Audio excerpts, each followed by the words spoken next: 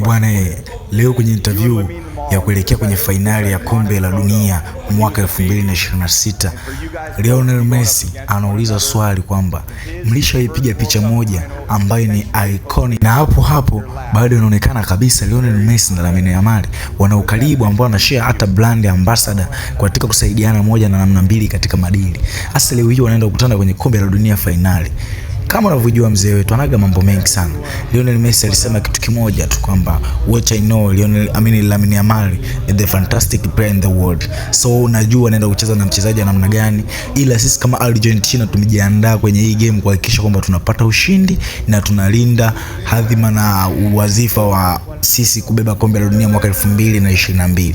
Kwa hiyo haijalishi nacheza na kijana wangu, haijalishi nacheza na mtoto ambaye nilikuwa nimepiga naye picha katika kipindi hicho, tunajuana, ila what I know Lamine Yamal ni mchezaji mkubwa sana na anakuja kucheza na elders player like me. So kitu ambacho tunachokuja kufanya ni kuhakikisha kwamba tunalinda ubingwa wetu mwaka 2022 na tutacheza game ambayo iko fresh sana na kuhakikisha tunatia furaha na burudani tosha na kuhakikisha tunalinda ubingwa wetu kuwa kama vinara wa kushinda kombe la dunia katika kuanzia mwaka 2022 mpaka sasa hivi. So kwa hicho kitu mimi kwangu sio shida.